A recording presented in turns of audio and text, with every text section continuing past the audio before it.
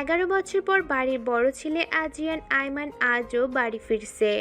আজকে পুরো বাড়ি ফুল দিয়ে সাজানো হয়েছে। তানিশা আইমান পুরো বাড়ির তদারকি করছেন যেন কোথাও কোনো কিছুর খামতি না থাকে। তার একমাত্র ছেলে এত বছর পর দেশে ফিরছে। আদিয়াত আয়মান একটু নিশ্চিন্ত, কারণ তার সঙ্গে রাগ করে আদ্র এত বছরে বাড়িতে আসেনি। পড়ালেখা শেষ হওয়ার পরেই ইংল্যান্ড থেকে সেখানেই বিজনেস শুরু করেছে। সেখানে টপ 10 জনের মধ্যে একজন আজিয়ান আয়মান আদ্র। এয়ারপোর্টে 4টা গাড়ি এসে থামলো। গাড়ি থেকে কালো পোশাক পরা 10 জন লোক বের হলো, তাদের হাতে ফুলের তোড়া। 11, 12, 15 এয়ারপোর্টে থেকে বের হয়ে আসে 6 ফুট উচ্চতার লম্বা বলিষ্ঠ দেহের যুবক। গায়ে তার কালো কোট। ফর্সা গায়ে কালো কোট দারুণ লাগছে। কালো পোশাক পরা লোকগুলো সামনে এগিয়ে ফুল দিয়ে শুভেচ্ছা জানায়। আপনারা গাড়ি নিয়ে বাড়িতে ফিরে যান, আমি পরে আসব। একজন লোক বলল, কিন্তু স্যার। কোনো কিন্তু নয়, আপনারা ফিরে যান। সবাই আদ্রর রাগ সম্পর্কে জানে, তাই আর কথা বাড়ালো না, চলে গেল। আদ্র একটা বাইক নিয়ে বের হয়ে গেল। মেঘ, এই মেঘ, কোথায় তুই? জানিস তো আজকে আদ্র ভাইয়া বাড়ি ফিরছে, সবাইকে ফুপিদের বাড়িতে যেতে হবে। না আপু, আমি যাব না, তোমরা যাও। কেন যাবি না? দেখ মেঘ, ফুপি রাগ করবে। আর তুই এত বছরে ওই বাড়িতে একবারও যাসনি। আজকে যদি না যাস তাহলে ফুপি কষ্ট পাবে। প্লিজ চল না। তুই যদি না যাস তাহলে আমিও যাব না। প্লিজ চল না। এবার নীরবতা ভেঙে উঠে দাঁড়ালো মেঘ। কি রে, এত কি ভাবছিস তুই? হঠাৎ অনুর কথায় ধ্যান ফিরল মেঘের। তপ্ত নিঃশ্বাস ফেলে বলল, আচ্ছা তুই যা, আমি আসছি। বলে চলে গেল অনু। এদিকে মেঘ তো বলে দিল সে যাবে, কিন্তু তার মন থেকে ভয় যেন কাটছে না। আদ্র ভাইয়া নিশ্চয়ই এত বছরে তাকে ভুলে গেছে। ওই দিনের কথা হয়তো ভুলে গেছে, এত বছর পর নিশ্চয়ই মনে রাখবে না। সেটা ভেবে মেঘ রেডি হতে চলল। আজ মেঘ একটা কালো 3 পিস পরেছে, সাথে হালকা লিপস্টিক আর চুড়ি, কানে ঝুমকো। এতেই তাকে অপ্সরীর মতো লাগছে। চারিদিকে আলো ঝলমল করছে। বাড়িটা খুব সুন্দর করে সাজানো হয়েছে। সবাই আদ্রের জন্য অপেক্ষা করছে। হঠাৎ আলো নিভে গেল ভয়ে। মেঘ কিছুটা ভড়কে গেল। সে সবসময় অন্ধকারে ভয় পায়। একটু পর লাইট জ্বলে উঠল। আদ্র দরজার কাছে দাঁড়িয়ে আছে। তানিশা বেগম এত বছর পর তার ছেলেকে দেখে কান্না করে দিলেন। আদিয়াত আয়মান দূরে দাঁড়িয়ে আছে। তিনি তার ছেলের সামনে যেতে ইতস্তত বোধ করছেন। কাজের লোকেরা ফুল দিয়ে আদ্রকে বরণ করে নিচ্ছে। চারিদিকে মেহমানরা সবাই তাকিয়ে আছে আদ্রর দিকে। আর মেয়েরা তো মনে হচ্ছে যেন চোখ দিয়ে গিলে খাচ্ছে।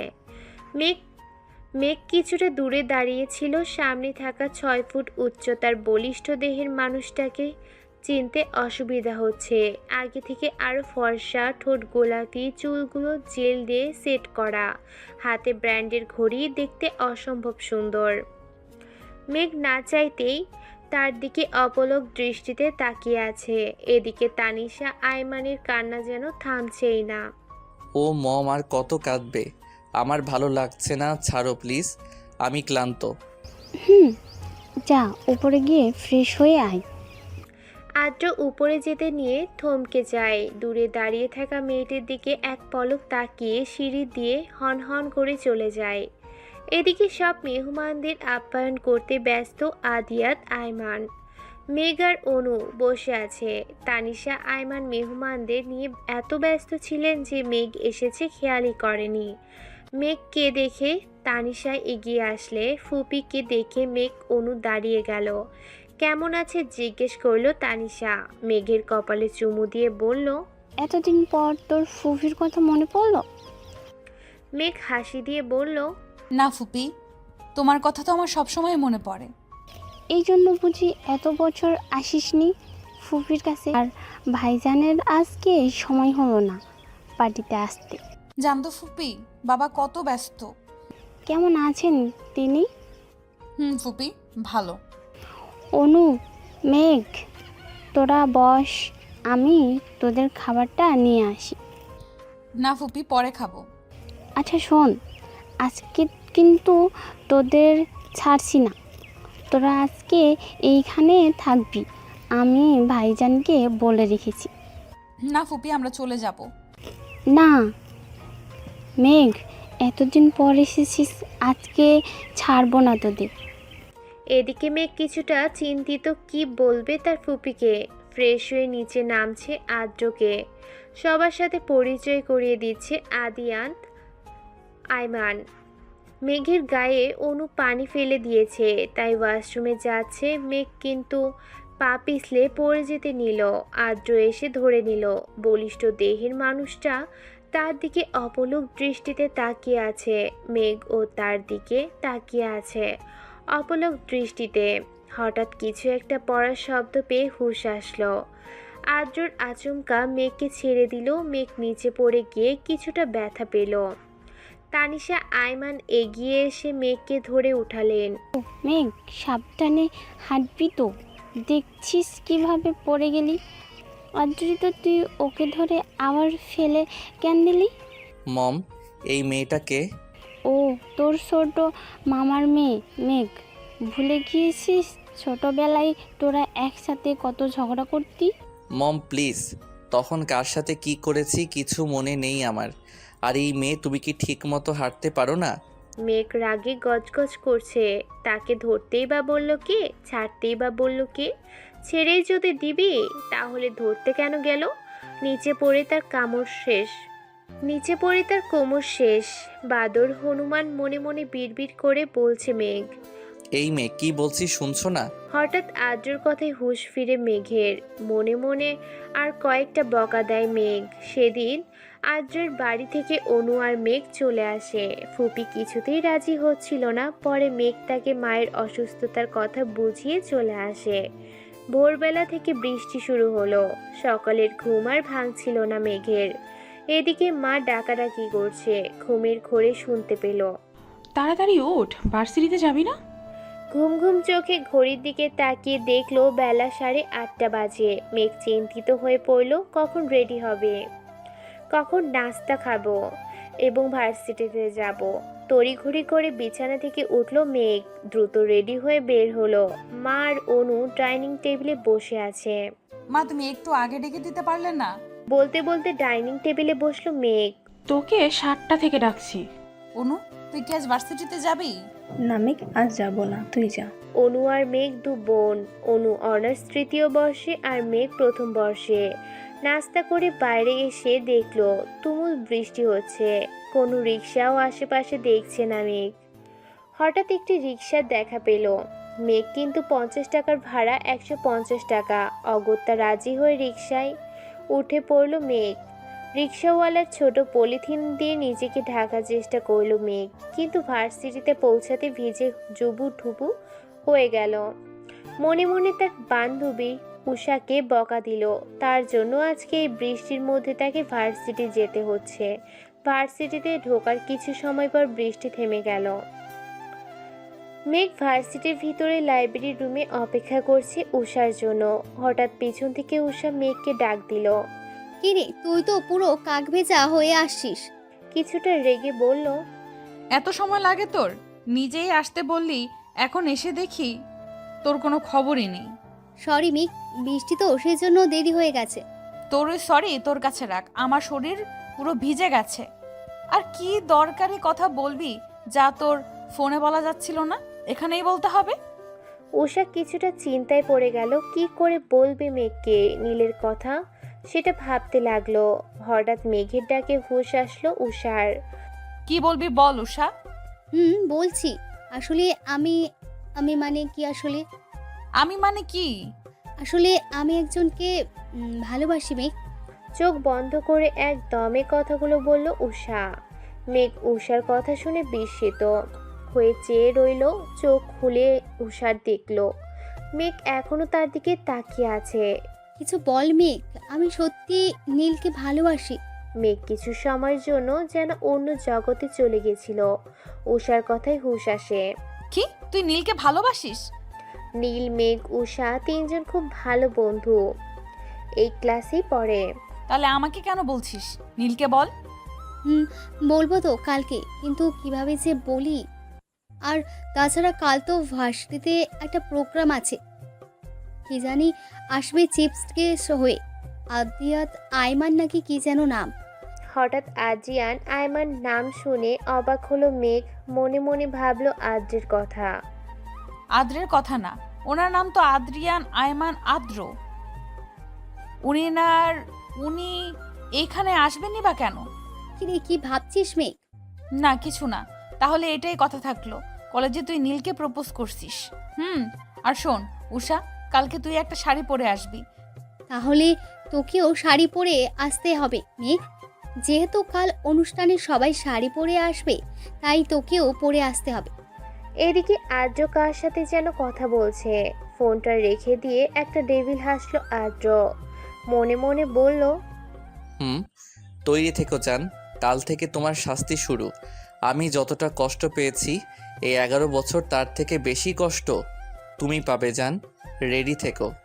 সকালবেলা মায়ের চিৎকারে ঘুম থেকে জেগে উঠল মেঘ। মনে হচ্ছে বাইরে কিছু হয়েছে, তাই তড়িঘড়ি করে বিছানা থেকে উঠল মেঘ। হায় হায়, আমার শখের মুরগিটা কে চুরি করলো? অনু মাকে সান্ত্বনা দিয়েছে। মেঘ গিয়ে দেখলো তার মায়ের শখের মুরগিটা কে যেন চুরি করে নিয়ে পালিয়েছে। ও মা, কি শুরু করলে সকালবেলা? একটা মুরগির জন্য কেউ এইভাবে চিৎকার করে? মেঘ, মারোটা শখের মুরগি ছিল। জানি, এখন চিৎকার করে কান্নাকাটি করলে কি চোর সেটা বাড়িতে এসে দিয়ে যাবে নাকি? হয়েছে তোর না আজকে ভার্সিটিতে প্রোগ্রাম আছে, তাড়াতাড়ি রেডি হয়ে নে, উষা কল করেছিল। মেঘ হাতে নীল চুড়ি, কানে ঝুমকো, কপালে টিপ, হালকা লিপস্টিক, কাজল, এতটুকুতেই মেঘ অপরূপ সুন্দর লাগছিল। চুলগুলো খোলা হাওয়ায় উঠছিল। অনু মেঘের ফোন দিতে এসে আয়নার মেঘের প্রতিবিম্ব দেখে বলল, বাহ মেঘ, তোকে তো আজ পুরীর মতো লাগছে। ঘুরে তাকালে বলল, তাই বুঝি? অনু মেঘের কাছে এসে কপালে চুমু দিয়ে বলল, অনেক সুন্দর লাগছে। ভার্সিটির সামনে দাঁড়িয়ে আছে উষা। মেঘ রিক্সা ভাড়া মিটিয়ে উষার সামনে এসে দাঁড়ালো। কিরে মেঘ, আজকে তো তোকে পুরো হুড়পড়ির মতো লাগছে। আমি যদি ছেলে হতাম তাহলে এখনই উঠিয়ে নিয়ে চলে যেতাম। উষা থাম। আর তোকেও তো আজ কম সুন্দর লাগছে না। নীল তোকে দেখলেই পাগল হয়ে যাবে। সত্যি বলছিস? সত্যি। কথা বলতে বলতে ভার্সিটিতে ঢুকলো মেঘ উষা। চারদিকে বেলুন আর ফুল দিয়ে সাজানো হয়েছে। স্টেজের দিকে চোখ পড়ল মেঘের, যেখানে একটা নাম ঝলঝল করছে। নামটার দিকে এক পলক তাকিয়ে তপ্ত নিঃশ্বাস ফেলল মেঘ। মেঘ দেখ, মেয়েরা আজকে এত সেজেগুজে বসে আছে, মনে হচ্ছে কারোর জন্য অপেক্ষা করছে। এবার চল। দেখে মনে হচ্ছে কারো আসার অপেক্ষা করছে। কালো পাঞ্জাবি পরে নীল আসছে মেঘেদের কাছে। উষা তার দিকে অপলক দৃষ্টিতে তাকিয়ে আছে। কিরে, তোদের আসতে এত লেট হলো কেন? আমরা তো কখন এসেছি, তোর তো কোনো দেখা নেই। জানিস তো আজকে আমার উপর কত দায়িত্ব। ভাইয়া সব দায়িত্ব আমাকে বুঝিয়ে দিয়েছে, এত দায়িত্ব সামলে আসতে দেরি হয়ে গেল। নীলের বড় ভাই ভার্সিটির প্রিন্সিপাল, আর আজকে তো আদ্রিয়ান আয়মান আসছে, সেজন্য মেয়েরা আজ সেজে গুজে হাজির হয়েছে। হাজারো মেয়ের ক্রাশ হচ্ছে আদ্রিয়ান আয়মান, টপ বিজনেসম্যানদের মধ্যে একজন। তাছাড়া তিনি ভার্সিটিতেই ডোনেশন দেন। আজকে চিফ গেস্ট হয়ে আসছেন আদ্রিয়ান আয়মান, আর অনেক নামি দামি লোকজন আসবে। একটা ছেলের জন্য এতগুলো মেয়ে সেজেগুজে বসে আছে। মেঘ জানিস তো, আদ্রিয়ান আয়মানকে দেখার অনেক শখ আমার। ওনার কথা আমি শুনেছি, কিন্তু দেখিনি কখনো। থাম তুই, একটা ছেলের জন্য এরকম করছিস? আর তুই না আজকে নীলকে প্রপোজ করবি, ভুলে গেলি? না মেঘ, আসলে আজ নীল খুব ব্যস্ত। মনে হচ্ছে আজ যদি করি, যদি না করে দেয় তখন। আর এত ভাবতে হবে না তোকে, গিয়ে বলে তো দেখ। কিরে, তোরা দুজন কি ফিসফিস করে বলছিস? কিছু না তো। কিছু না? আর শোন, মেঘ আর উষা তোরা দুজন সামনে দাঁড়াবি। আর মেঘ, তোকে ভাইয়া বলছে চিফ গেস্টকে স্বাগত জানাতে। আর উষা, তুমিও মেঘের সাথে থেকো। আচ্ছা নীল, আমার কিছু কাজ আছে, আমি এখন আসছি। সবাই আদ্রিয়ান আয়মানের জন্য ওয়েট করছে। পরপর 5টি গাড়ি এসে থামলো। তার মধ্যে থেকে একটি গাড়ি থেকে নেমে এলো ২৬ বয়সের সুদর্শন এক যুবক। পরনে নীল স্যুট, তার তার ব্যান্ডের ঘড়ি, চুলগুলো জেল দিয়ে সেট করা, কালো সানগ্লাস পরা। দূর থেকে ছেলেটাকে দেখে মেয়েরা চোখে যেন গিলে খাচ্ছে। উষা আর মেঘ ওয়াশরুমে থেকে বের হয়ে এসে দেখলো চিফ গেস্ট এসে পড়ছেন। নীল এসে তাড়া দিচ্ছিল মেঘকে চিফ গেস্টকে ফুলের মালা দিয়ে স্বাগত জানাবে। উষা বলল, চল মেঘ, আদ্রিয়ান আইমান এসে পড়েছে, দেখে আসি। কিন্তু মেয়েরা যেভাবে লোকটাকে চারদিক থেকে ঘিরে ধরেছে দেখা যাচ্ছে না তো। চল সামনে গিয়ে দেখে আসি। হুট করে এসে নীল মেঘের হাতে ফুলের মালা ধরিয়ে দিয়ে চলে গেল। প্রিন্সিপাল স্যার আদ্রিয়ান আইমানকে স্বাগত জানাচ্ছে। ছেলেমেয়েরা গেস্টদের ফুল দিয়ে স্বাগত জানাচ্ছে। আদ্রিয়ান আইমানকে ফুল দিয়ে স্বাগত জানার কথা মেঘের। একের পর একজন গেস্ট আসছে, তাদের গলায় ফুলের মালা পরানো হচ্ছে। এবার পালা মেঘের। যেই না মেঘ মালা পরাবে, সামনে থাকা ব্যক্তির দিকে মেরে দাঁড়িয়ে রইল। কিরে, মালাটা পরিয়ে দে মেঘ। উষার কণ্ঠে হুঁশ আসলো মেঘের। তার সামনে দাঁড়িয়ে আছে স্বয়ং আদ্রিয়ান আইমান আদ্র। মেঘ, ফুলের মালাটা পরিয়ে দাও স্যারকে। মেঘ মালাটা আদ্রকে পরিয়ে দিল। আদ্র মেঘকে কানে কানে ফিসফিসিয়ে বলল, সে আমার গলায় তোকে মালা পরিয়ে দিতে হলো। আদ্রের কথাটা সহ্য করতে পারল না মেঘ। গেস্টদের নিয়ে বসানো হলো। অনুষ্ঠান শুরু হলো। একে একে সব অতিথিকে কিছু বলার জন্য বলা হলো। খুব সুন্দর করে অনুষ্ঠান শেষ হলো। সেদিন উষার আর নীলকে প্রপোজ করা হলো না। ফিরে আসলো উষা। আজ মেঘের মনটা খারাপ, কিন্তু কিসের জন্য তার জানা নেই। অনু এসে বলল, মেঘ, আজ ফুপি আর আদ্রবাই আসবে। কি? হ্যাঁ, কখন? এই একটু পর। আমি নিচে গেলাম, তুই রেডি হয়ে নিচে আয়, মা তোকে ডাকছে। আসছি, তুই যা। আদ্রি, এই আদ্রি, তাড়াতাড়ি রেডি হয়ে আয়, বাবা দেরি হয়ে যাচ্ছে তো। আসছি মম। আজ আদ্র খুব সুন্দর একটা নীল রঙের পাঞ্জাবি পরেছে। দেখে তো খুব সুন্দর লাগছে। কিরে মেঘ, ওখানে দাঁড়িয়ে থাকবি নাকি এদিকে আসবি? আচ্ছা মা, আদ্র ভাইয়া কেন আসছেন? এটা কেমন কথা মেঘ? এতদিন পর আদ্র দেশে ফিরেছে, আর ওর মামার বাড়িতে আসবে না? আমি সেটা বলছি না, উনি তো কোথাও যা পছন্দ করেন না। জানি, তোর বাবা ফোন করে আসতে বলেছেন। আর আদ্রের সাথে জানিস তো তোর বাবা কতটা ফ্রি। তোর বাবার কথা ফেলতে পারিনি। ও তাই বলো। আচ্ছা বাবা, কোথায়? তোর বাবা বাজারে আদ্রর জন্য তার পছন্দের মিষ্টি আনতে গেছেন। ও মেঘ, অনুকে বল আজ যেন সে শাড়ি পরে। কেন মা? তবে পরে। সেটা বলবো মেঘ চিন্তায় পড়ে গেল। মেঘ অনুকে শাড়ি পরতে সাহায্য করেছিল। হঠাৎ করে কলিং বেলের আওয়াজ শুনে অনু মেঘকে বলল, যা গিয়ে দেখতো মেঘ, ফুপিরা হয়তো চলে এসেছে, দরজাটা খুলে দিয়ে আয়। মেঘ দরজা খুলতেই বিস্মিত নয়নে তাকিয়ে রইল। সামনে আদ্র একটা নীল রঙের পাঞ্জাবি পরে দাঁড়িয়ে আছে, হাতে ব্র্যান্ডের ঘড়ি, মুখে মৃদু হাসি। রেখা টেনে বলল, এখানেই দাঁড়িয়ে থাকবো নাকি ভিতরে আসতে বলবেন? আদ্রের কথায় মেঘ একটু লজ্জা পেয়ে বলল, না, ভেতরে আসুন। ফুপি কোথায়? মা আসছেন কিছু জিনিসপত্র নিয়ে। মেঘ আদ্রকে বসিয়ে রেখে মাকে ডাকতে চলল। মা দেখো, আদ্র ভাইয়া চলে এসেছেন। মেঘের মা হন্তদন্ত হয়ে ছুটে এসে বললেন, ও মেঘ, ওখানে শরবতের গ্লাসগুলো আছে, নিয়ে আয়। আর দেখ তো অনু রেডি হয়েছে কিনা, বল তাড়াতাড়ি আসতে। কেমন আছো আদ্র? জি মামনি, ভালো। আপনি কেমন আছেন? মেঘের। এই তো তোমাদের দোয়ায় আছি। তা আপা কোথায়? মা আসছেন, বলল কিছু জিনিসপত্র নেওয়ার আছে। মেঘের। নাও বাবা, শরবতটা খেয়ে নাও। ব্যস্ত হবেন না মামনি। মেঘ অনুকে শাড়ির কুচি ঠিক করে দিতে দিতে বলল, আচ্ছা অনু, আজ তুই শাড়ি কেন পরছিস? আর আদ্র ভাইয়া যে কিনা জীবনেও তাকে পাঞ্জাবি পরতে দেখলাম না, সে আজ পাঞ্জাবি পরেছে, ব্যাপারটা কি? আমি জানি না, মাকে জিজ্ঞেস কর। আচ্ছা মা তোকে যেতে বলেছে। মেঘের মা আদ্র আর তানিশা আয়মানের সাথে কথা বলছিলেন। মেঘ যেতেই তানিশা আয়মান বলে উঠল, কিরে মেঘ, কোথায় ছিলি এতক্ষণ ধরে? তানিশা আইমান মেঘের হাত ধরে তার সাথে বসালেন। আদ্র ফোন টিপছিল। আদ্রের মা বলে উঠল, জানিস মেঘ, তুই যদি অনুর থেকে বড় হতি তাহলে তোকেই আমার ছেলের বই বউ বানাতাম।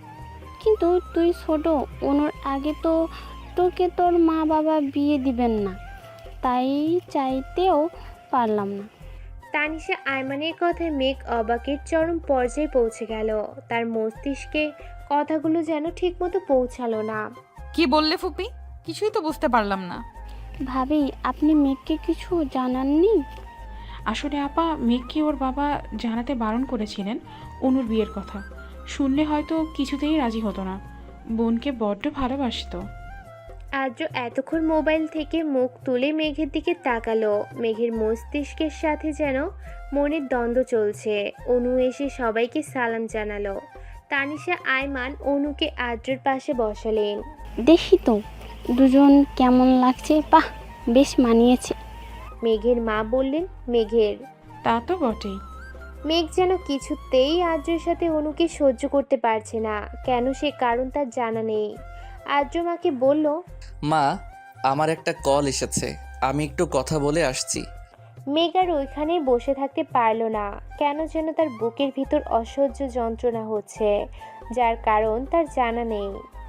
মেঘ রুমে আসতে আচমকা একটা হাত এসে হ্যাচকে টানে তার সাথে জড়িয়ে ধরল। মেঘ নিজেকে ছাড়ানোর জন্য আপ্রাণ চেষ্টা করছে, কিন্তু শক্তপোক্ত বাহুর সাথে পেরে উঠল না। হঠাৎ একটা কণ্ঠস্বর ভেসে আসলো, নিজেকে ছাড়ানোর বৃথা চেষ্টা করো না মেয়ে। এতক্ষণ মেঘের রুমের লাইট অফ ছিল। বাইরের আলো রুমে প্রবেশ করার কোনো উপায় ছিল না। হঠাৎ আলোটা জ্বলে উঠল। মেঘ আর কাউকে দেখতে পেল না, তবে কে তাকে জড়িয়ে ধরেছিল এটা তার বোধগম্য হলো না। এদিকে মেঘের মনে অজানা এক কষ্ট অনুভব করছে। সে কেন এই কষ্ট জানা নেই তার। মেঘের মা আদ্রের বিদায় দিয়ে অনুকে মেঘের রুমে পাঠালো। হঠাৎ এভাবে চলে আসার কারণে মেঘ বেলকনিতে দাঁড়িয়েছিল। পিছন থেকে কারো হাতের স্পর্শে ফিরে তাকালো। কি রে, এভাবেই চলে আসলি যে? এমনি। মেঘ, তোর কি কোনো কারণে মন খারাপ? কেন বলো তো? না, তোকে দেখে মনে হচ্ছে তোর মন ভালো নেই। মেঘ উত্তর দিল না, তপ্ত শ্বাস ফেলল। অনু আর কিছু বলল না, চলে গেল। মেঘ আজ অনেকদিন পর উষার সাথে দেখা করলো। মেয়েটা বড্ড বুদ্ধিমতী। চট করে মেঘের মন খারাপ বুঝে গেল, তবে সে প্রকাশ করলো না। সে জানে মেঘ বরাবরই চাপা স্বভাবের। ও যদি নিজ থেকে কিছু বলছে নিশ্চয় কোনো কারণ আছে, তাই জিজ্ঞেস করলো না। মেঘ এতক্ষণ আকাশের দিকে চেয়েছিল। উষার কথায় তপ্ত শ্বাস ফেলে বলল, চল। মেঘ আর উষা ফুচকা খাচ্ছিল। হঠাৎ বিষম খেলো মেঘ। এক বোতল পানি এগিয়ে দিল। একটা হাত মেঘ তাড়াতাড়ি পানির বোতলটা নিয়ে পানি খেলো। এতক্ষণে পানি খাওয়ার চক্করে সামনে থাকা ব্যক্তিটির দিকে তাকাতেই ভুলে গিয়েছিল। ছেলেটি সুদর্শন যুবক, অপলক দৃষ্টিতে তাকিয়ে আছে মেঘের দিকে। উষার কণ্ঠে হুঁশ ফিরল মেঘের জন্য পানি আনতে গিয়েছিল উষা। মেঘ, ঠিক আছিস তুই? এই নে পানি। মেঘ বলল, আর লাগবে না। সামনে থাকা লোকটি বলল, কেউ সাহায্য করলে তাকে ধন্যবাদ জানাতে হয় ম্যাম। ধন্যবাদ। আপনি যদি কিছু মনে না করেন তাহলে কি আপনার নামটা জানতে পারি? জি, আমি মেঘ। আমি নিবিড় সাহারিয়া। উষা মেঘকে চিমটি কেটে বলল, আর কিছু জানাবি নাকি এভাবে দাঁড়িয়ে থাকবি? মেঘ আর কিছু বলল না। ছেলেটার ফোন আসাতে পিছনে ফিরে কথা বলছিল। ততক্ষণে মেঘ আর উষা চলে গেল। নিবিড় পিছনে ফিরতে আর মেঘকে দেখতে পেল না। তপ্ত শ্বাস ফেলে বলল, কে তুমি মায়াবতী? এ কোন মায়ায় জড়ালে আমায়? অন্যদিকে আদ্র ফোনে কার সাথে যেন কথা বলছিল। ওদিকের কাজ সব ঠিকঠাক? লোকটি উত্তর দিল। জি স্যার। কলটা কেটে আদ্র বলে উঠল, আর কিছু সময়ের অপেক্ষা করো যান, আমি সব কিছু ঠিক করে দিব। আজ অনেকদিন পর মেঘ ভার্সিটি গেল। উষা মেঘের জন্য অপেক্ষা করছিল। মেঘকে দেখতে পেয়ে এগিয়ে আসলো। কিরে মেঘ, কেমন আছিস? এই তো ভালো, চল ক্লাসে যাই। মেঘ আর উষা পা বাড়াতে একটা ছেলে মেঘ বলে ডেকে উঠল। পিছনে তাকাতেই দেখতে পেল একটা সুদর্শন যুবক তার দিকে এগিয়ে আসছে। কাছে আসতেই মেঘ বলল, আপনি এখানে কি করছেন? তাহলে তুমি আমাকে চিনতে পেরেছো? আমি এই ভার্সিটিতেই পড়ি আর তোমার সাথেই। তোমাকে দেখতে পেলাম তাই আসলাম। ও, কিন্তু আগে তো আপনাকে কোনোদিন ভার্সিটিতে দেখিনি। আসলে আমি ততটা ভার্সিটিতে আসি না। আচ্ছা চল, ক্লাস শুরু হয়ে যাবে। মেঘ পা বাড়াতে নিবিড় আবার বলে উঠল। মেঘ মেঘ, আমরা কি বন্ধু হতে পারি? কিছুটা ইতস্তত বোধ করছিল। উষা বলল, আচ্ছা। ঠিক আছে, কোনো সমস্যা নেই। আজ থেকে আমরা ফ্রেন্ড হলাম। চলো ক্লাসে যাই। ক্লাসে মেঘ আর উষা একই সাথে বসলো, পিছনে নিবিড় বসলো। ক্লাসে স্যার আসতেই সবাই দাঁড়িয়ে উঠল। মেঘ যেন বিস্মিত নয়নে তাকিয়ে রইল। Sit down please. সবাই বসে পড়লেও মেঘ এখনো দাঁড়িয়ে আছে। উষা মেঘের হাতে চিমটি কেটে বলল, কিরে মেয়ে, দাঁড়িয়ে আছিস কেন? মেঘ তো পুরো অবাক, কারণ তার সামনে আর কেউ না, দ্য গ্রেট আদিয়ান আইমান আর্য দাঁড়িয়ে আছে। আর্য মেঘকে ধমক দিয়ে বসতে বলল। মেঘ উষাকে জিজ্ঞেস করলো। উনি এখানে? উষা বলল, উনি তো আমাদের নতুন টিচার হিসেবে জয়েন করেছে। জানিস তো, খুব রাগী। আর তুই কি ওনাকে চিনিস নাকি? হ্যাঁ, উনি আমার কাজিন হয়। তবে আর কাউকে বলবি না। আদ্র ভাইয়া ব্যক্তিগত লাইফ আলাদা রাখতে পছন্দ করেন। তো স্টুডেন্টস, তোমাদের গতকাল যে পড়া দিয়েছি সেগুলো কি কমপ্লিট হয়েছে? আর যে না পারো তারা ক্লাসের বাইরে গিয়ে দাঁড়াও। মেঘ প্রায় অনেকদিন ভার্সিটিতে আসে না, তাই পড়াশোনাও ঠিকমতো করা হয় না। তাই সে ক্লাসের বাইরে দাঁড়িয়ে রইল। আর্য মেঘের দিকে একবার তাকিয়ে আবার সবাইকে জিজ্ঞেস করলো। তো বাকি সবার পড়া কমপ্লিট? হঠাৎ নিবিড় বলে উঠল। স্যার, আমার পড়া হয়নি। তাই সে ক্লাসের বাইরে এসে মেঘের সাথে দাঁড়ালো। মেঘকে অন্য ছেলের পাশে দেখে আর্যের বুকে ভেতরটা হঠাৎ কেঁপে উঠল। নিবিড় মেঘকে বলল, আচ্ছা মেঘ, তুমি কি স্যারকে পছন্দ করো? হঠাৎ নিবিড়ের কথায় বিস্মিত নয়নে তাকালো। আসলে ওই সময় তুমি যেইভাবে তাকিয়েছিলে। না, তেমনটা নয়। স্যার আমার কাজিন হয়। ও আচ্ছা, তাই বলো। আদ্র স্যার তোমার ভাই হয়? আগে বলবে না? আমি জানতাম না উনি এখানে জয়েন করেছে। ও, তাই বলো। আদ্র ওদের কথা বলতে দেখে বলল, তোমাদের কি আমি কথা বলার জন্য বাইরে দাঁড় করিয়ে রেখেছি? কাল থেকে আমার ক্লাসে পড়া শিখে আসবে। আজ তোমাদের কিছু বললাম না। যাও, ভিতরে গিয়ে বসো। আদ্র ক্লাস শেষ করে চলে গেল। উষার আজকে কি একটা কাজ আছে বলে আগেই চলে গেল। তাই মেয়েকে আজকে একাই ফিরতে হবে। পিছন থেকে নিবিড় বলল। চলো মেঘ, আমি তোমাকে আজ ড্রপ করে দিয়ে আসি। মেঘ সরাসরি না বলতে পারল না। নিবিড়, আপনি চলে যান, আমি যেতে পারবো। আরে চলো না প্লিজ। মেঘ আর কিছু বলল না। মেঘ আর নিবিড়কে একসাথে দেখে একজোড়া চোখ থেকে যেন আগুন ঝরছে। মনে হচ্ছে যেন সে আগুন সব কিছু জ্বালিয়ে পুড়িয়ে শেষ করে দিবে। মেঘ বাড়ি ফিরতেই অনু বলে উঠল, মেঘ, জানিস তো ভার্সিটিতে আদ্র ভাইয়া জয়েন করেছে। জানি, আজকে তো দেখলাম। বলেই চলে গেল। ফ্রেশ হয়ে বারান্দায় দাঁড়িয়েছিল মেঘ। পিছন থেকে অনু বলে উঠল, মেঘ, তোর কি মন খারাপ? না তো। তাহলে এখানে দাঁড়িয়ে আছিস কেন? ভালো লাগছে না। মেঘ, মা বলেছে আদ্র ভাইয়া যেহেতু তোর ভার্সিটিতে জয়েন করেছে, তোদের সামনে পরীক্ষা, তাই কিছুদিনের জন্য তোকে পড়াতেই বলেছে। উনি কি রাজি হয়েছেন? বলেছে কাল থেকে আসবে। মেঘ অনেক দিন আগের কথা ভাবতে লাগলো। মেঘের যখন 10 বছর, তখন আদ্র তাকে পড়াতো। মেঘ সব সময় আদ্রকে বলতো, আদ্র ভাইয়া বড় হয়ে আপনাকে বিয়ে করব। খুব ভালোবাসবো আপনাকে। আমায় বিয়ে করবেন তো? তখন আদ্র ধমক দিয়ে বলতো, মেঘ, তুমি এখনো ছোট, আর এসব কথা যেন তোমার থেকে না শুনি। এসব বললে আমি আর তোমাকে পড়াবো না। পরের দিন থেকে মেঘকে আর পড়াতে আসলো না আদ্র। মেঘের খুব কষ্ট হয়েছিল আদ্র তাকে পড়াতে না আসায়। পরে মাকে জিজ্ঞেস করতে বলল, ছেলেরা কোথাও যেতে পারে না, বন্ধু বান্ধবদের সময় দিতে পারে না, তাই আর পড়াতে আসবে না। তবে মেঘের ছোট মনটি বুঝতে পেরেছিল আদ্র কেন তাকে পড়াতে আসবে না। মেঘের ভাবনার মধ্যে হঠাৎ ফোন বেজে উঠল। ফোনটা হাতে নিয়ে দেখলো নিবিড় কল করেছে। কিছু মুখের আদল বুকের মধ্যে দাগ কেটে দেয়। কিছু কিছু মুখের আদল বুকের মধ্যে দাগ কেটে যায়, বুকটা ধরফরিয়ে ওঠে প্রচণ্ড রকমের। এই যে মেঘের মনটা আজ ভালো না, খারাপ, সে বুঝতে পারছে। আজও আজ থেকে মেঘকে পড়াতে আসবে, এটা শুনে যেমন তার ভালো লাগছে তেমনি খারাপও লাগছে। কারণ মানুষটা অন্য কারোর জন্য বরাদ্দ। কথাটা ভাবলেই হাহাকার করে ওঠে, প্রচণ্ড রকমের খারাপ লাগা বয়ে যায়। মনে হয় তার শ্বাস প্রশ্বাস নিতে কষ্ট হয়। আচ্ছা, মানুষটা তার হয়ে থাকলে খুব বেশি কি ক্ষতি হয়ে যেত? ফের যখন বাস্তবতা ফিরে আসে তখন মনে হয়, না, উনি কখনোই আমার হতে পারে না।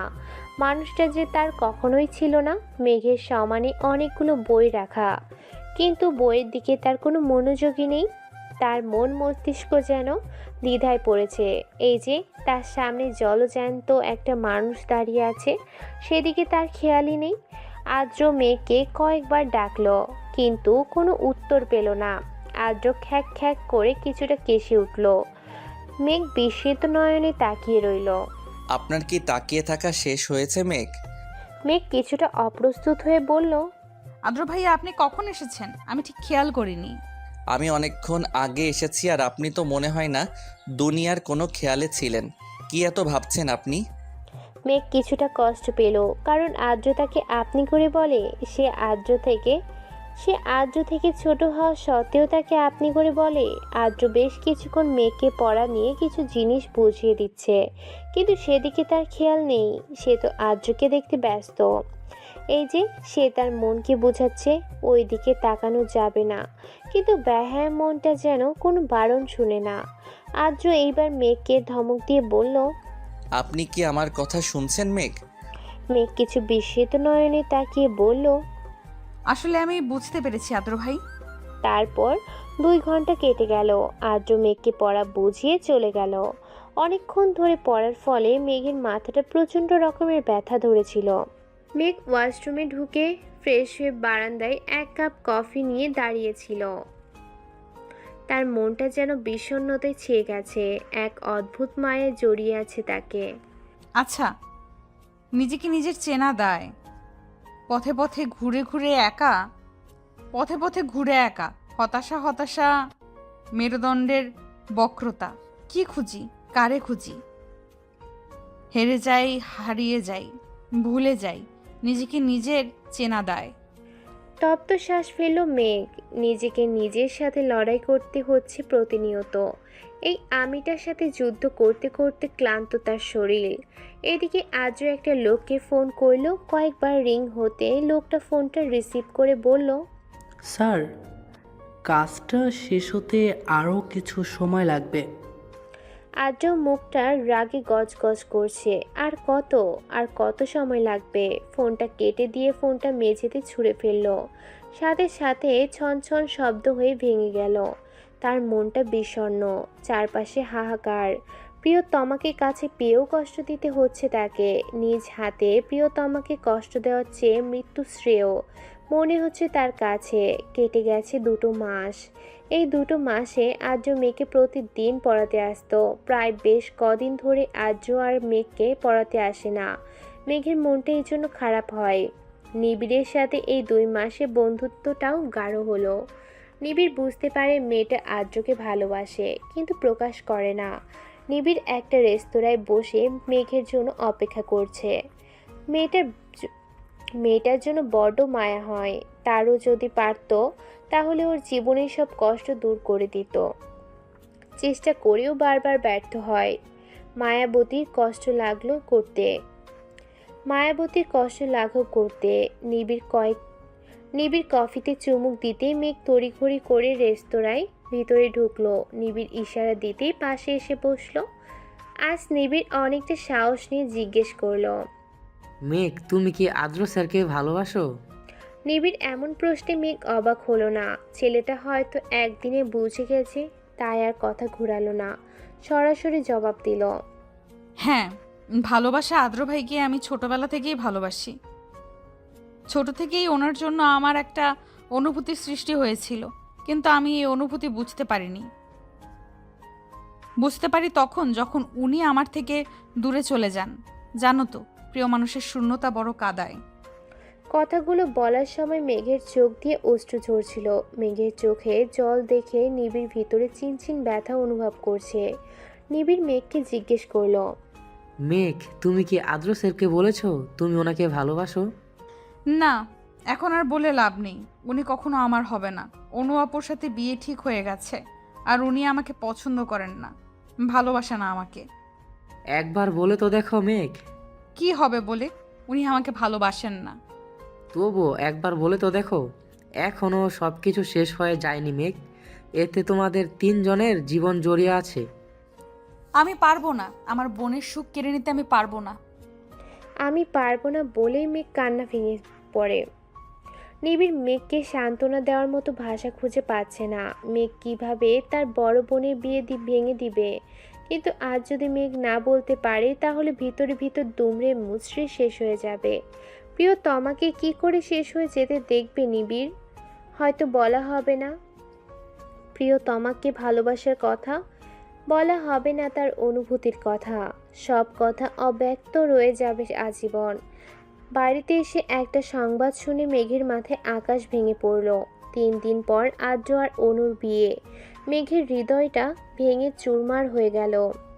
অনু এসে মেঘকে জড়িয়ে ধরে বলল, আর তো কয়েকদিন আছি মেঘ, তারপর তো শ্বশুরবাড়িতে চলে যাব, আর তোর সাথে গল্প করা হবে না। মেঘের চোখ দিয়ে 2 ফোঁটা জল গড়িয়ে পড়ল। সবার অগোচরে সেই জলে মুছে নিল মেঘ। ও আপু, তুমিও না, মন খারাপ করছো কেন? আমি তো যাব তোমার সাথে দেখা করতে, তখন অনেক গল্প করব। আমি তো যাব তোমার সাথে দেখা করতে, তখন অনেক গল্প করব। আচ্ছা তুমি ছাড়ো তো, আমার কত কাজ, আমার আপুর বিয়ে বলে কথা। বলেই মেঘ রুমে চলে গেল। মেঘ রুমে গিয়ে দরজা বন্ধ করে দেয়। ফ্লোরে বসে হাউ মাউ করে কাঁদতে থাকে। রুম সাউন্ড প্রুফ বলে কান্নার আওয়াজ বাইরে থেকে শোনা যায় না। মেঘের হৃদয়টা ভেঙে দুমড়ে মুচড়ে গেছে। মেঘের হৃদয়ে যেন কেউ বারবার ছুরি দিয়ে আঘাত করছে।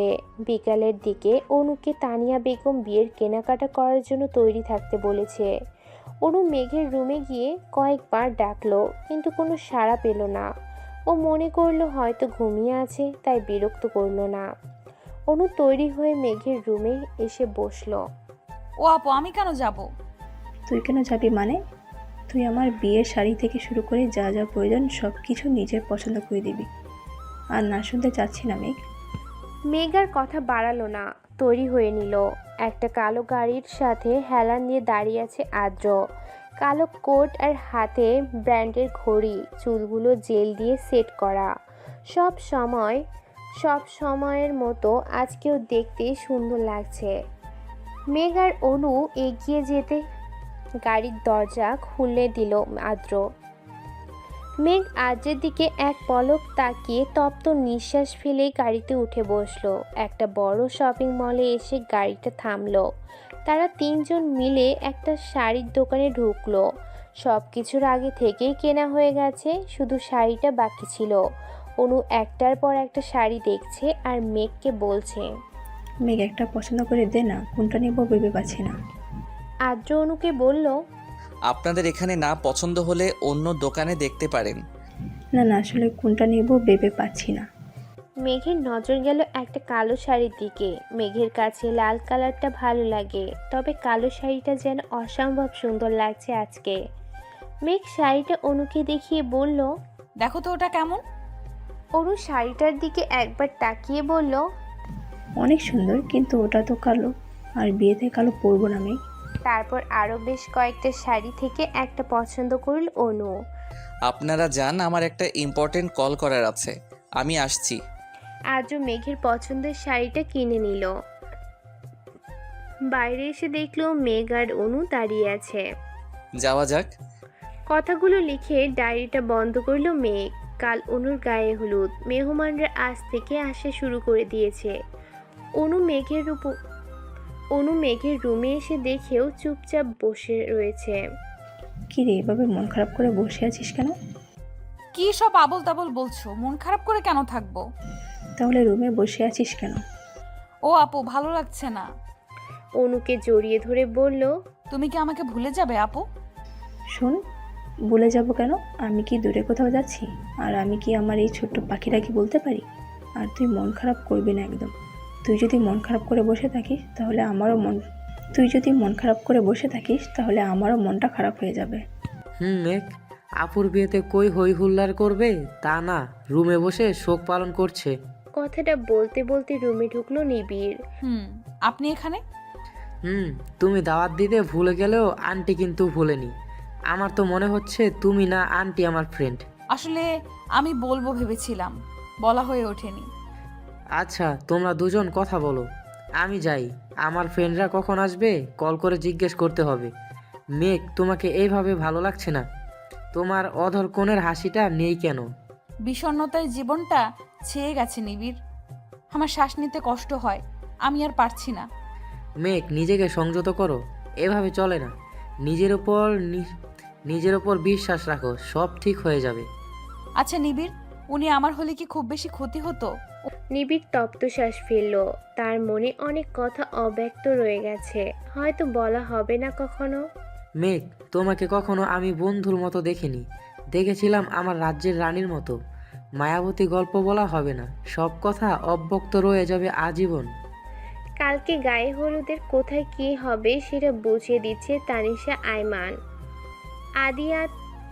আদিয়াত আইমান আদ্র কোথায় গিয়েছে জিজ্ঞেস করলেন। একটা বড় রেস্টুরেন্টে বসে আছে আদ্র, সাথে তার ভাই, যার সাথে ছোট থেকে বড় হয়েছে, ভাইয়ের থেকে বেশি বন্ধু, যার কাছে আদ্র সব কথা মন খুলে বলতে পারে। কি বল অদ্র, সে কখন এয়ারপোর্ট থেকে এসেছি, চুপ করে বসে আছিস কেন? আদ্র তপ্ত শ্বাস ফেলে বলল, কাল গায়ে হলুদ, মাঝখানে যদি একটা ভুল হয়ে যায় তাহলে আমাদের তিনজনের জীবন তছনছ হয়ে যাবে। এতদিন ভয় না করলেও এখন কিছুটা নার্ভাস ফিল করছি। আচ্ছা, মেয়েকে বলেছিস মনের কথা, নাকি এভাবে আরও নিজেকে কষ্ট দিবি? তুই এভাবে থাকলে ভালো থাকবি না অদ্র, এভাবে তোর ভালো থাকবি না। আমি চেষ্টা করছি সব কিছু ঠিক করার, কিন্তু বাবা যদি মেঘের কোনো ক্ষতি করে দেয়, আমি আমার জীবন নিয়ে ভাবি না, কিন্তু মেঘের কিছু হয়ে গেলে আমি বাঁচতে পারবো না। জয় তাকিয়ে আছে এক প্রেমিক পুরুষের দিকে, যে কিনা তার জীবনের থেকে বেশি ভালোবাসে তার প্রিয়তমাকে। আদ্র আর জয় বাড়িতে ফিরতেই তানিশা আইমান আদ্রকে জিজ্ঞেস করলেন, এত দেরি হলো? আসলে মা, আমি আর জয় শপিং মলে গিয়েছিলাম। তুমি আলো না হও, আধার হয়ে থেকে যাও আমার জীবনে প্রতিটা রাত, তবুও তুমি থেকে যাও আমার ঘোর লাগা মেঘ জড়ানো ভালোবাসায়, তোমার নামে সন্ধ্যা নামক আমার এই জীবনে। চারদিকে আলো ঝলমল করছে, মেহমানদের আনাগোনা বাড়ছে। অনু ওর ফ্রেন্ডদের সাথে পার্লারে গেছে, বাচ্চারা হইচই আনন্দে মেতে উঠছে। গায়ে হলুদের অনুষ্ঠান নিজ নিজ বাড়িতেই হবে। মেঘ, তুমি তৈরি হবে কখন? মেঘ পিছনে ঘুরে তাকাতেই দেখতে পেল সুঠাম দেহের অধিকারী একজন সুদর্শন যুবক, পরনে নীল পাঞ্জাবি, হাতে ব্র্যান্ডের ঘড়ি, চুলগুলো জেল দিয়ে সেট করা, অসম্ভব সুন্দর লাগছে। ও নিবিড়, এত লেট কেন হলো? লেট হয়নি ম্যাম। আর তুমি এখনো তৈরি হওনি? যাও তাড়াতাড়ি তৈরি হও। এই তো তৈরি হওয়ার জন্য যাচ্ছিলাম। অনুকে স্টেজে এনে বসানো হয়েছে, একে একে সবাই হলুদ দিয়ে যাচ্ছে। অনু তার কাজিনদের মেঘের কথা জিজ্ঞেস করেছিল কয়েকবার, বলেছে মেঘ তৈরি হচ্ছে। দূরে নিবিড় দাঁড়িয়ে আছে। হঠাৎ একটা মেয়ে এসে নিবিড়ের পাশে দাঁড়ালো। নিবিড় এক পলক তাকিয়ে আবার চোখ সরিয়ে নিল। এই যে মিস্টার, নাম কি? আমাকে বলছেন? যেহেতু আপনি এখানে দাঁড়িয়ে আছেন তো আপনাকেই বলছি। ও, আমি নিবিড় সাহারিয়া, মেঘের ফ্রেন্ড। ও, আমি তানিশা, মেঘের কাজিন। তো আপনি দাঁড়িয়ে আছেন কেন? আসলে মেঘের জন্য ওয়েট করছি, ও আসলে একসাথে যাব। মেঘ একটা হলুদ কালারের লেহেঙ্গা পরেছে, হাতে চুড়ি, হালকা লিপস্টিক, চোখে কাজল, সিম্পল মেকআপ, কানে ঝুমকো, সব কিছু ঠিকঠাক করে আয়নার সামনে দাঁড়ালো। হঠাৎ আলো নিভে গেল। মেঘ আলো নিভে যাওয়াতে ভয় পেল, তবে বাইরের কিছুটা আলো আসছে, তার মানে কি ওর রুমের লাইট নষ্ট হয়ে গেল? আচমকা একটা হাত এসে হ্যাঁচকে টান দিয়ে নিজের সাথে মিশিয়ে নিল। মেঘ আচমকা টান দেওয়াতে ভীত হলো, নিজেকে ছাড়ানোর আপ্রাণ চেষ্টা করলো, তবে লম্বা দেহের অধিকারী মানুষটার সাথে পেরে উঠল না। মেঘের কানের সামনে একটা কণ্ঠস্বর ফিসফিসিয়ে বলল, নিজেকে ছাড়ানোর বৃথা চেষ্টা করো না মেয়ে। আচ্ছা, এইভাবে সেজেছ কেন? আমাকে মাতাল করতে? আমি তো এমনিতেই মাতাল, তোমার মাতাল করা ভালোবাসায়। কণ্ঠস্বরটা শুনে মেঘ ভীত হলো। কারো আসার শব্দ শুনে লোকটা মেঘকে ছেড়ে দিল। মেঘ যেন হাঁপ ছেড়ে বাঁচল। মেঘ, তুমি কি ভিতরে আছো? কে? ও নিবি ও নিবিড়, আমি নিবিড়। ও নিবিড়। নিবিড় রুমে ঢুকে দেখতে পেল লাইট অফ। তোমার রুমের লাইট অফ কেন? জানি না, হঠাৎ লাইট চলে গেল। রুমের লাইট জ্বলে উঠল। নিবিড় মেঘের দিকে তাকাতেই দেখল যেন কোনো পরী পৃথিবীতে নেমে এসেছে। অপলক দৃষ্টিতে তাকিয়ে রইল। কি হলো, চলো। মেঘের কথায় হুঁশ ফিরল নিবিড়ের। হ্যাঁ, যাচ্ছি। অনুকে মেঘ আর নিবিড় হলুদ ছোঁয়ালো। অনুকে তার বান্ধবীরা মিলে মেহেদি পরিয়ে দিচ্ছে। মেঘ আর নিবিড় একসাথে বসে রয়েছে। মেঘ, তুমি মেহেদি কখন লাগাবে? নিবিড়, আমি মেহেদি লাগাবো না, ভালো লাগছে না। ও মেঘ, প্লিজ এভাবে মন খারাপ করে থেকো না। কারোর জন্য জীবন থেমে থাকে না। আমার জীবন তো থমকে রয়েছে নিবিড়।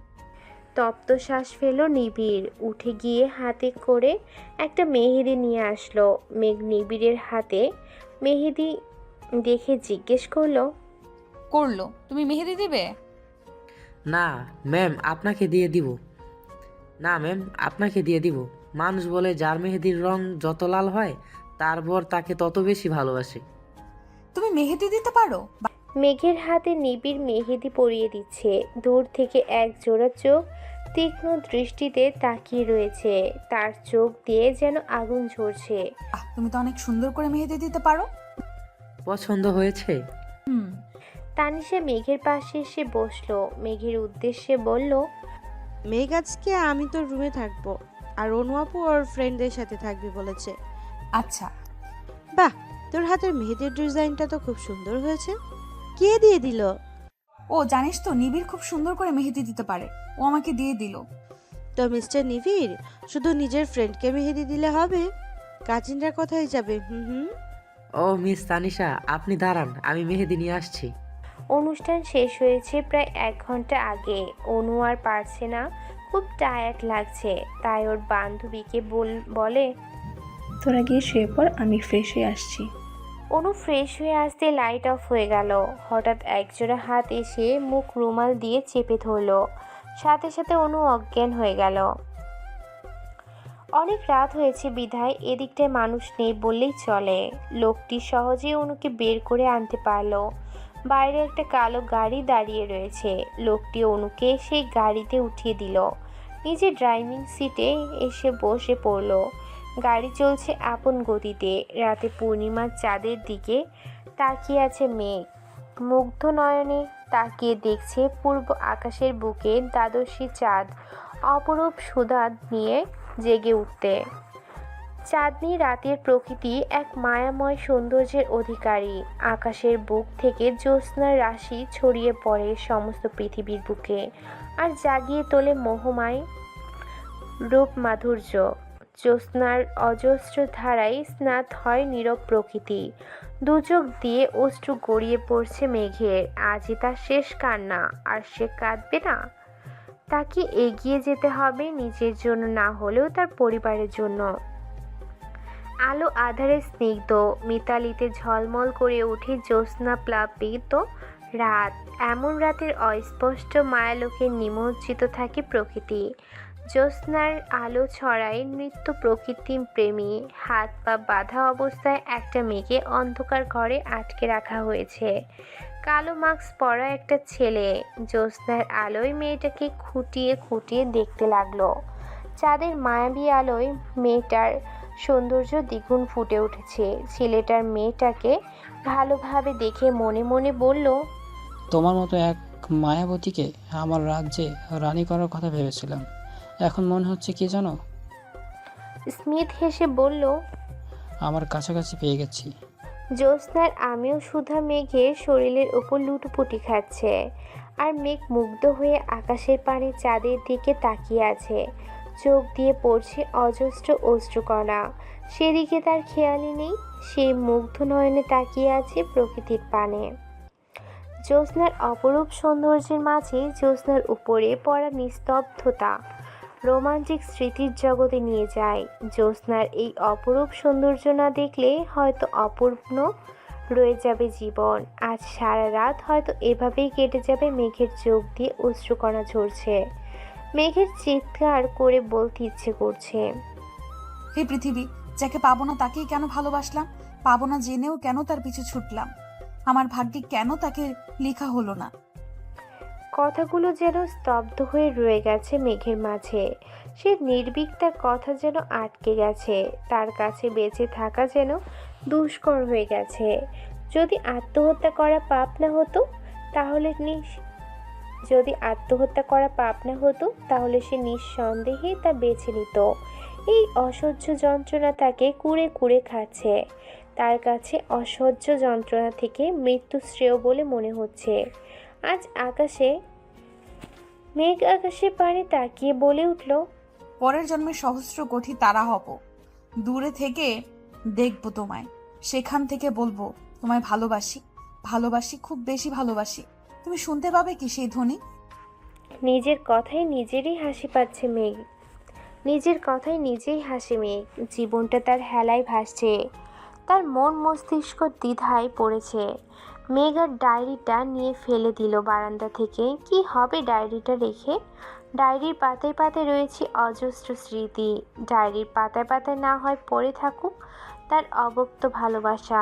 আকাশের দিকে মুগ্ধ নয়নে তাকিয়ে আছে একটা ছেলে। হাতে তার নিকোটিনের ধোঁয়ায় তার গোলাপি ঠোঁটগুলো কালো দাগ পড়ে গেছে। ভিতর তার অজস্র আবেগ অনুভূতি লুকিয়ে রেখেছে। আর কিছু মুহূর্তের অপেক্ষা। সব অপেক্ষার অবসান ঘটবে কাল। প্রেয়সী নিজের করে নিবে সে। তার সব দুঃখ কষ্ট মুছে দিবে সে। সকালের আলো পর্দা ভেদ করে মেঘের চোখে মুখে উপচে পড়ছে। রাতে কাঁদতে কাঁদতে মেঝেতে শুয়ে দিল। সকালের আলো পর্দা ভেদ করে মেঘের চোখে মুখে উপচে পড়ছে। রাতে কাঁদতে কাঁদতে মেঝেতে শুয়েছিল মেঘ। কখন ঘুমিয়ে পড়েছে মনে নেই। বাইরে থেকে চেঁচানোর আওয়াজ ভেসে আসছে। কেউ কাঁদছে চিৎকার করে। কি বলছে শোনা যাচ্ছে না ঠিক মতো। মেঘের হুঁশ আসতেই কালকে ডায়েরিটার কথা মনে পড়ে যায়। ওই ডায়েরিটা কেউ আবার পেয়ে যায়নি তো? মেঘ ছুট লাগালো। বাইরে আসতে মানুষের ভিড়। ঠেলে ঠুলে ভিতরে যেতেই তার মাকে দেখলো চিৎকার করে কাঁদছে। মেঘ ছুটে গেল মায়ের কাছে। জিজ্ঞেস করলো কি হয়েছে। মেঘের মা কিছু বলল না। মেঘকে জড়িয়ে ধরে কাঁদতে লাগলো। মানুষজন কি যেন বলা বলি করছে। অনুর বান্ধবীরা দাঁড়িয়েছিল। মেঘ সেখান থেকে একটা মেয়েকে জিজ্ঞেস করলো, শ্রেয়া আপু, কি হয়েছে বলবে আমাকে? মা কেন কাঁদছে? শ্রেয়া বলল, অনু পালিয়ে গেছে। মেঘের হাতে একটা চিঠি ধরিয়ে দিল। মেঘ চিঠিটা পড়ে বাকরুদ্ধ অবস্থায় দাঁড়িয়ে রইল।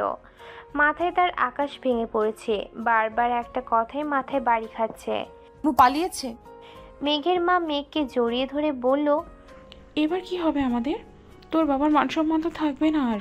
তোর ফুপি যদি জানতে পারে খুব কষ্ট পাবে। তাদের সম্মান নষ্ট হয়ে যাবে।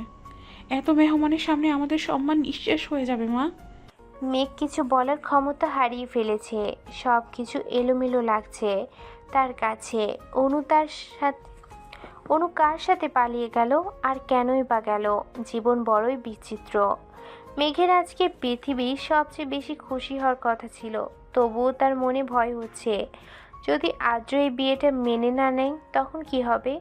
মেঘ ভাবতে লাগলো আজকে দিনটার কথা। অতীত অনুর মা তানিশা আয়মানকে অনুর পালিয়ে যাওয়ার কথা বললে তিনি মেঘকে আদ্রর জন্য চাইলেন। অনুর মা মান সম্মানের কথা চিন্তা করে রাজি হয়ে গেল। বিয়েটা খুব সাধারণভাবেই হয়েছে। তানিশা আয়মান বলে দিয়েছে যাতে তাড়াতাড়ি সবাই বাড়িতে চলে আসে। বর্তমান কারোর পায়ের শব্দ শুনে মেঘের হুঁশ আসলো। তানিশা আয়মান এসেছে। মেঘ ছলছল নয়নে তাকিয়ে রইল। তানিশা আয়মান মেঘের কাছে এসে মাথায় হাত বুলালেন। হঠাৎ মেঘ তানিশা আয়মানকে জড়িয়ে ধরে কাঁদতে লাগলো। আকস্মিক এমন ঘটনা বুঝতে সময় লাগলো। তানিশা আয়মানের মেঘকে বললেন, এই মেঘ, কান্না করছিস কেন? মায়ের কথা মনে পড়ছে বুঝি? মেঘের কান্না যেন থামছে না। তানিশা আয়মান মেঘের মাথায় আলতো করে হাত বুলাতে বুলাতে বলল, আর কাঁদবি না, একদম কাঁদতে কাঁদতে চোখের কি অবস্থা করেছিস বলতো। আমি জানি বিয়েটা মেনে নিতে তোর কষ্ট হচ্ছে, তবে আমি যে আজ যদি বিয়েটা না হতো তাহলে আত্মীয় স্বজনদের কাছে আমাদের সম্মান নষ্ট হতো। আমার ছেলেটা একটু বদমেজাজি, তবে খারাপ নয়, একটু মানিয়ে নিস, দেখবি খুব ভালোবাসবে তোকে, রাজরানী হয়ে থাকবি। আমি এখন যাই, আদ্রিকে পাঠিয়ে দিচ্ছি। আদিয়াত আয়মানের সাথে প্রায় 1 ঘন্টা যাবৎ কিছু নিয়ে কথা বলছে আদ্র। তানিশা আয়মান দরজার বাইরে এসে দেখলো এখনো দরজা লাগানো। আদ্রকে কয়েকবার ডাকলো, কিন্তু ভিতর থেকে কোনো সাড়া শব্দ পাওয়া যাচ্ছে না। তানিশা আয়মানকে দরজার বাইরে দাঁড়িয়ে রইলো। হঠাৎ দরজা খোলার শব্দে দরজার দিকে তাকাতেই আদ্রকে দেখতে পেলেন। আদ্র রাগী গজগজ করছে। তানিশা আয়মান আদ্রকে কিছু বলতে যাবে, তার আগেই হাতে থাকা মুঠো ফোনটি বেজে উঠল। মেঘের মা ফোন করেছে হয়তো। মেয়ের জন্য চিন্তা হচ্ছে। তাছাড়া অনু বাড়িতে ফিরেছে কি সেটাও জিজ্ঞেস করা হয়নি। তানিশা আয়মান কথা শেষ হতেই দেখলো আদ্র নেই। তিনি ভাবলেন হয়তো রুমে চলে গেছে। শরীর আর চলছে না। তানিশা আয়মানের সকাল থেকে এত ঝামেলা, তার উপর এত আত্মীয় স্বজন, সবাইকে সামলাতে হিমশিম খাচ্ছিলেন। রুমে গিয়ে দেখলেন আদ্রিয়ান আয়মান রাগী গজগজ করছেন। তানিশা আয়মান ব্রু কুঁচকালেন, জিজ্ঞেস করলেন, বাবা, ছেলে আবার ঝগড়া করছো? আদ্রিয়ান আয়মান রাগী কণ্ঠস্বরে বললেন, আজের অনু পালিয়ে গেছে, আমাকে বললে না কেন? আর মেয়েকে সাথে বিয়ে দেওয়ার আগে আমাকে একবার জানানোর প্রয়োজন বোধ করলে না? তানিশা আয়মান রাগী কণ্ঠস্বরে বলল, মেঘের সাথে বিয়ে হতে দিতে তুমি কখনো মেঘকে পছন্দ করছো? যখন আদিত্যর জন্য মেঘের কথা তোমাকে বললাম, কি বলেছিল মনে নেই? আদিয়াত আয়মান হন হন করে রুম থেকে বের হয়ে গেলেন। তানিশা আয়মান তপ্ত শ্বাস ফেলল। গাড়ির সাথে হেলান দিয়ে দাঁড়িয়ে আছে আদ্র। দৃষ্টি তার আকাশের পানে। নিজেকে বড্ড অসহায় লাগছে। তার কাছে সব কিছু এলোমেলো লাগছে। সব কিছু ঠিক করতে গিয়ে সব কিছু এলোমেলো করে ফেলেছে। নিজে ভালো থাকা চাইতে মেঘকে কষ্ট দিচ্ছে। আদ্রের ভিতরটা ভেঙে চুরমার হয়ে যাচ্ছে। নিঃশ্বাস নিতে তার কষ্ট হচ্ছে। প্রিয়তমাকে কাছে পেয়েও নিজের করে নিতে পারছে না। নিজ হাতে কষ্ট দিতে হচ্ছে তাকে। হঠাৎ হাতে থাকা মুঠো ফোনটা বেজে উঠল। ফোনটা রিসিভ করতে লোকটার কথা শুনে আদ্রর মাথা কাজ করছে না। কি করবে এখন? চারদিকে আলোর শিহরণ। আলোয় আলোয় দিক দিগন্ত হেসে উঠল। আলোয় ভরা চাঁদের জ্যোৎস্নার প্লাবনে ডুবে যায়। চাঁদের রাতের মোহনীয় রূপ সৌন্দর্য প্রতিটি মানুষের মনে রঙ ধরায়। মেঘের এই চাঁদনি রাতে উপভোগ করতে ভীষণ ভালো লাগছে। তবে কেমন যেন একটা সুখের মতো ব্যর্থ বুকের তলায় জমা হয়, অথচ সেই ভাব প্রকাশের ভাষা নেই। জ্যোৎস্নার মায়াবী রূপ মানুষের মন যৌবনের আবির ছড়িয়ে দেয়, রাঙিয়ে তোলে মানুষকে। মেঘের ইচ্ছে হচ্ছে জ্যোৎস্নার এই রাত তার প্রিয় মানুষকে উপভোগ করতে, কিন্তু আদ্র আসার কোনো নামগন্ধ নেই। মেঘ ক্লান্ত থাকায় অপেক্ষা করতে করতে ঘুমিয়ে পড়ছে। সকালবেলা চিৎকার চেঁচামেচিতে ঘুম ভাঙল মেঘের। রাতে ঘটনা ভাবতে ভাবতে লাগলো আদ্রের জন্য অপেক্ষা করতে। সকালবেলা চিৎকার চেঁচামেচিতে ঘুম ভাঙল মেঘের। রাতের ঘটনা ভাবতে লাগলো। আদ্রের জন্য অপেক্ষা করতে করতে কখন যে চোখ লেগে এসেছে বুঝতে পারেনি। আদ্র কি রাতে রুমে আসেনি? যদি আসতো তাহলে নিশ্চয়ই মেঘকে জাগিয়ে তুলতো। হঠাৎ মনটা খারাপ হয়ে গেল। তবে কি আদ্র বিয়েটা মেনে নেয়নি? তানিয়া আয়মানের চিৎকারে হুঁশ ফিরল মেঘের। মেঘ ফ্রেশ হয়ে হালকা গোলাপি রঙের শাড়ি পরে নিল। নিচে তানিয়া আয়মান রাগে গজগজ করছেন মেঘকে দেখে। তানিয়া আয়মান ডুকরে কেঁদে উঠল। হঠাৎ এমন কারণে মেঘ বিস্মিত হলো। ফুপি কাঁদছো কেন? কি হয়েছে আমাকে বলো। তানিয়া আয়মান কাঁদতে কাঁদতে বললেন, আমার ছেলেটা রাগী বদমেজাজি, কিন্তু ও এরকম করবে আমি বুঝিনি। আমি তোর জীবনটা নিজ হাতে শেষ করে দিলাম। আমায় মাফ করে দিস মেঘ। আমি পারলাম না তোর জীবনটাকে সুন্দর করে সাজিয়ে দিতে। আদ্রিত এমন একটা কাজ করবে আমি ভাবতেও পারিনি। আমার ছেলেটা রাগী বদমেজাজি, কিন্তু ও এরকম করবে আমি বুঝিনি। আমি তোর জীবনটা নিজ হাতেই শেষ করে দিলাম। আমায় মাফ করে দিস মেঘ। আমি পারলাম না তোর জীবনটাকে সুন্দর করে সাজিয়ে দিতে। আদ্রিত এমন একটা কাজ করবে আমি ভাবতেও পারিনি। তানিয়া আয়মান মেঘের হাতে একটা চিঠি ধরিয়ে দিলেন, যেখানে লেখা আছে। মেঘের মাথায় যেন আকাশ ভেঙে পড়ছে। ওর মস্তিষ্ক যেন শূন্য, মন মস্তিষ্ক দ্বিধায় ভুগছে। এটা কিভাবে করতে পারলো আর্দ্র? হঠাৎ অজ্ঞান হয়ে গেল মেঘ। তানিশা আয়মান বাড়ির লোকদের নিয়ে আদ্রের রুমে এনে শুয়ে দিল। মাথায় হাত ভুলাতে লাগলো, চিন্তা করতে লাগলো সকালের ঘটনা। ঘুম থেকে উঠে নিচে নামতে দারোয়ান এসে তানিশা আয়মানের হাতে চিঠি দিয়ে বলল আদ্র দিয়েছে। চিঠি খুলতেই মাথায় যেন আকাশ ভেঙে পড়ল তানিশা আয়মানের। আদ্র এসব কি লিখেছে? এখন এসবের মানে কি? আদ্রকে কয়েকবার ফোন দিলেও ফোন বন্ধ বলছে। বর্তমানে একটু আগে মেঘের জ্ঞান ফিরেছে। মেঘ ছলছল নয়নে তাকিয়ে রইল তানিশা আয়মানের দিকে। ফুপি, আমি কি এতটাই খারাপ যে আমাকে ভালোবাসা যায় না? তানিশা আয়মানের মেঘে জড়িয়ে ধরে বলল, এসব কি বলছিস মেঘ? তুই খারাপ হতে যাবি কেন? আমি তো মনে করি তাদের ভাগ্য খারাপ যে তোকে মেনে নিতে পারিনি। মেঘের চোখ দিয়ে অজস্র অশ্রু ঝরছিল। মেঘের জীবনটা কেমন এলোমেলো হয়ে গেছে।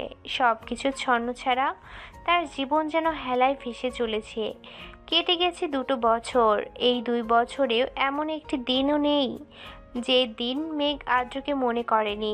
এমন একটি দিনও নেই যে দিনও কান্না করেনি। তবে দিন শেষে কারোর জীবন কারোর জন্য থেমে থাকে না। মেঘ উষার বিয়ের জন্য তৈরি হচ্ছে। উষা অবশেষে তার ভালোবাসার মানুষটাকে নিজের করে পাচ্ছে। মেঘেরও ইচ্ছে ছিল আদ্রকে নিয়ে ভালো থাকার, কিন্তু আদ্র তো চায়নি। কথাটা ভাবতেই বুকের ভিতরটা ছ্যাদ করে উঠল মেঘের। ভাবতে লাগলো সেই দিনটার কথা। অতীত। আদ্র চলে গেছে প্রায় 2 সপ্তাহ হবে। এই 2 সপ্তাহ মেঘ রুম থেকে বের হয়নি। নিজেকে রুমের মধ্যে বন্দি করে রেখেছিল। তানিশা আয়মান মেঘের মাকে সব জানানোর পর ওরা মেঘকে নিয়ে যেতে চেয়েছে, কিন্তু মেঘ যায়নি। তানিশা আয়মান আদ্রর উপর রাগ করে আর ফোন করেনি। তানিশা আয়মান মেঘকে জোর করেনি। বলেছিল আজ থেকে তুই আমার মেয়ে হয়ে থাকবি। নিবিড় মেঘের বিয়েটা মেনে নিতে পারেনি। পরে যখন মেঘের এই অবস্থার কথা জানতে পেরেছে, ও মেঘকে এই অবস্থা থেকে বের হয়ে আসতে সাপোর্ট করেছে। তারপর প্রায় 1 মাস পর অনু বাড়িতে এসেছে। সবাই অনুকে অনেক অপমান করে। অনুর মা ওকে মেনে নিতে চায়নি। মেঘের এই অবস্থার জন্য অনুকে দায়ী করেছে।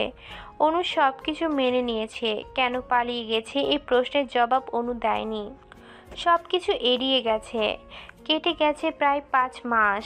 আদ্র চলে যাওয়ার পর প্রায় 5 মাস মেঘ নিজেকে সবার থেকে আড়াল করে রেখেছে। এই 5 মাস নিবিড় সব সময় মেঘকে সাপোর্ট করেছে। মেঘ অনার্স কমপ্লিট করেছে। আদ্র চলে যাওয়ার পর তানিশা আয়মান মেঘকে কতবার বলেছে তুই আবার নিজের জীবনটাকে সুন্দর করে গুছিয়ে নে নতুন কারোর সাথে, কিন্তু মেঘ চায়নি। বর্তমান মেঘের ভাবনা ব্যাঘাত ঘটালোতে থাকা মুঠোফোনের আওয়াজে। নিবিড় কল করেছে। কখন বের হবে জানতে চাইছে। মেঘ আজকে খুব সুন্দর করে সেজেছে। নীল রঙের শাড়ি, হাতে নীল চুড়ি, চোখে কাজল, সিম্পল মেকআপ।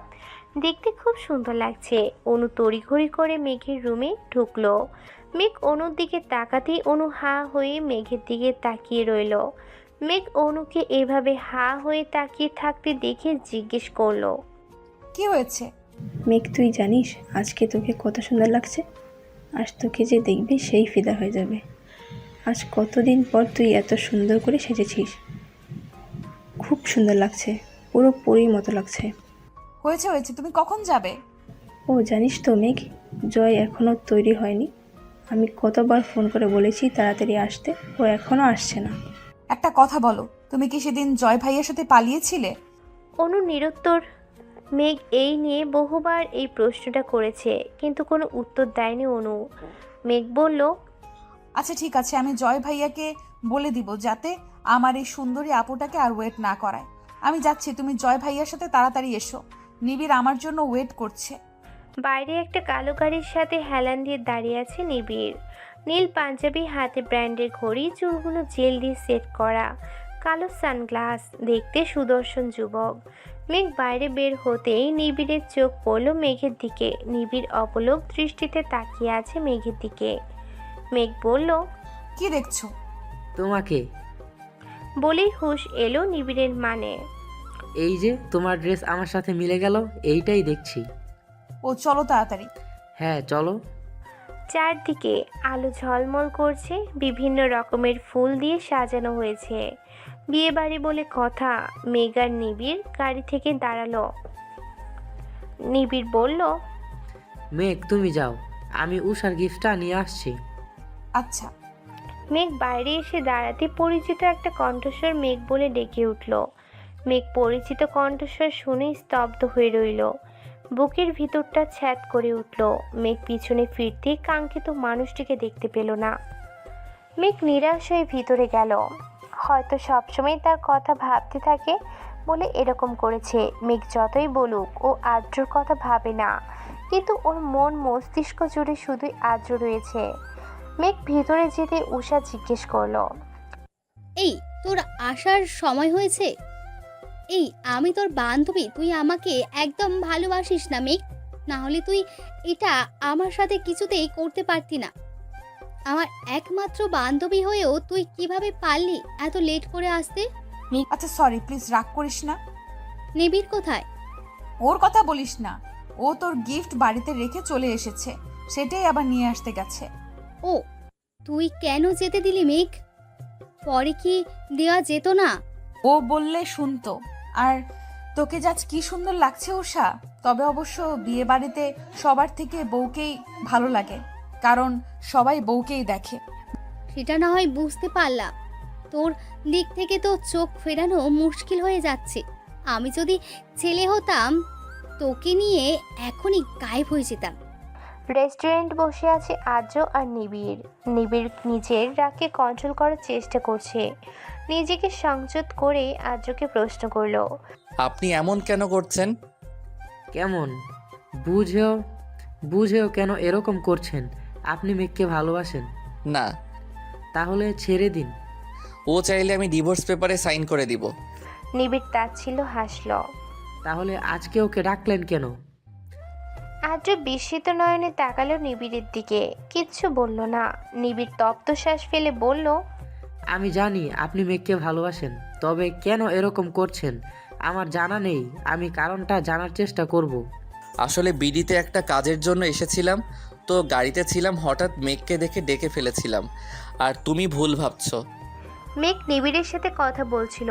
একটা মেয়ে এসে বলল, তোমার নাম মেঘ না? মেঘ মেয়েটির দিকে তাকিয়ে বলল, জি, কিন্তু আপনাকে তো চিনতে পারলাম না। আমি নীলা, আদ্রর ফ্রেন্ড। আমরা একসাথে পড়াশোনা করেছি। তোমাকে সামনাসামনি দেখার অনেক ইচ্ছে ছিল। তোমার ভাগ্য দেখে খুব ঈর্ষা করতে ইচ্ছা করে, জানো? তুমি খুব ভাগ্যবতী। মেঘ যেন স্তব্ধ হয়ে গেছে। সে থই থই জ্বলে যেন মেঘ ভেসে যাচ্ছে। একটু আগে নীলা নামের মেয়েটার কথাগুলো বুকের ভিতর নুয়ে থাকা ভালোবাসার জ্বালাটুকু হাজার খানিক যন্ত্রণা দিচ্ছে। অতীত। নীলা নামের মেয়েটির কথা উপেক্ষা করে মেঘ পা বাড়াতে নীলা বলে উঠল, মেঘ, তোমায় আদ্র অনেক ভালোবাসে। মেঘ চোখ বন্ধ করে জোরে শ্বাস নিল, বলল, কেন ভালোবাসার কথা বলছেন আপনি? এই যে আদ্র ভাই আমাকে কখনো ভালোবাসেননি, এই যে আকাশ সমান ভালোবাসাকে ওনার কাছে অভিনয় মনে হতো, এই যে আমি ওনার জীবনের অভিশাপ, এই যে আমাকে উনি বিয়ে করে জীবনের সবচেয়ে বড় ভুল করেছেন, মেনে নিয়েছি তো। কেন বারবার আপনারা আমাকে আঘাত করেন? আমি ওনাকে ভুলে যেতে চাই। কি বলছো তুমি? আদ্র তোমাকে ভালোবাসে না? আমি ওনার জীবনে কাটা স্বরূপ, যেটাকে তিনি নিজ হাতে সরিয়ে ফেলেছেন। তুমি ভুল ভাবছো মেঘ। এমন কিছু নয়। আর তোমাকে বিয়ে করার জন্য তোমার বোনকে আটকে রেখেছিল আদ্র, আর সেই আদ্র তোমাকে ভালোবাসে না, এটা তুমি কি করে বলছো? মেঘ বিস্মিত নয়নে নীলার দিকে তাকালো। কথা বলার ভাষা যেন হারিয়ে ফেলেছে। একটা লোক এসে নীলার নামে মেয়েটিকে বলল। সময় হয়ে গেছে, চলে যেতে হবে। নীলা মেঘের দিকে এক পলক তাকিয়ে চলে গেল।